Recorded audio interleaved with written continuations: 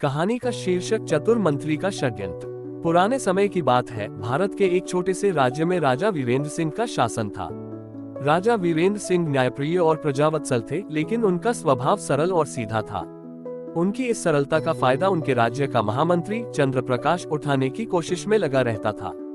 चंद्र प्रकाश एक चतुर लेकिन लालची और महत्वाकांक्षी व्यक्ति था। राजा का विश्वास और मंत्री की चालाकी। चंद्र प्रकाश ने वर्षों से राजा का विश्वास जीत रखा था। राजा को लगता था कि चंद्र प्रकाश उनकी हर समस्या का समाधान ढूंढ लेता है। मंत्री की योजनाएं अक्सर सफल होती थीं और इस कारण राजा उसकी बातों को बिना किसी सवाल के मान लेते थे। लेकिन मंत्री के मन में अपने स्वार्थ और सत्ता प्राप्ति का लालच पल रहा था।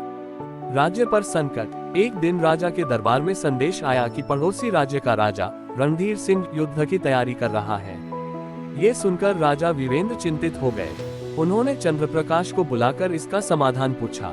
चंद्र प्रकाश ने कहा, महाराज, हमें अपने सैन्य बल को और मजबूत करना होगा और अपनी प्रजा से अधिक कर वसूलना होगा। इससे हम युद्ध के लिए तैयार हो सकेंगे। राजा ने ये सुझाव मान लिया और प्रजा पर कर बढ़ा दिया। इससे प्रजा नाराज हो गई, लेकिन चंद्र प्रकाश ने प्रजा को शांत कराने के लिए झूठे वादे किए कि कर केवल कुछ महीनों के लिए लिया जाएगा। मंत्री की गुप्त योजना। चंद्र प्रकाश ने गुप्त रूप से पड़ोसी राजा रणधीर सिंह के साथ समझौता कर लिया। उसने रणधीर को वादा किया कि वह युद्ध में राजा वीरेंद्र को कमजोर कर देगा और उसके बदले रणधीर सिंह उसे विजित राज्य का प्रधानमंत्री बना देगा। चंद्र प्रकाश ने राजा वीरेंद्र को कमजोर करने के लिए एक और चाल चली। उसने राजा को सलाह दी कि सेनापति रघुनाथ सिंह, जो राज्य के सबसे निष्ठावान और कुशल सेनापति थे, पर भरोसा नहीं किया जा सकता।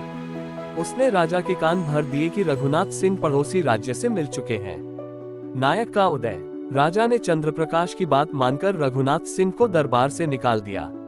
ये सुनकर रघुनाथ सिंह को गहरा दुख हुआ, लेकिन उन्होंने अपनी निष्ठा नहीं छोड़ी। वह गुप्त रूप से राज्य के लिए काम करने लगे और चंद्र प्रकाश की हर चाल पर नजर रखने लगे। चंद्र प्रकाश का पर्दाफाश। चंद्र प्रकाश का षड्यंत्र धीरे धीरे उजागर होने लगा। रघुनाथ सिंह ने अपनी बुद्धिमानी से पड़ोसी राज्य के कुछ सैनिकों को पकड़ लिया, जो चंद्र प्रकाश के साथ गुप्त पत्र लेकर जा रहे थे। उन पत्रों में मंत्री की साजिश का पूरा विवरण था। रघुनाथ सिंह ने ये प्रमाण राजा वीरेंद्र सिंह के सामने पेश किया। राजा को समझ आ गया कि चंद्र प्रकाश उनकी पीठ पीछे षड्यंत्र रच रहा था। राजा ने तुरंत चंद्र प्रकाश को गिरफ्तार करवा दिया और रघुनाथ सिंह को सेनापति के पद पर बहाल कर दिया। न्याय और प्रजा की खुशी। चंद्र प्रकाश को राज्यद्रोह का दोषी मानकर आजीवन कारावास की सजा दी गई। राजा वीरेंद्र सिंह ने प्रजा पर से अतिरिक्त कर हटा लिया और रघुनाथ सिंह की मदद से राज्य को मजबूत किया। इस घटना के बाद राजा ने ये सीखा कि किसी पर आंख मूंद कर विश्वास नहीं करना चाहिए। चंद्र प्रकाश का षड्यंत्र विफल हो गया और राज्य में फिर से शांति और समृद्धि लौट आए। निष्कर्ष। इस कहानी से यह सीखने को मिलता है कि लालच और छल का अंत बुरा होता है और सच्चाई हमेशा विजयी होती है।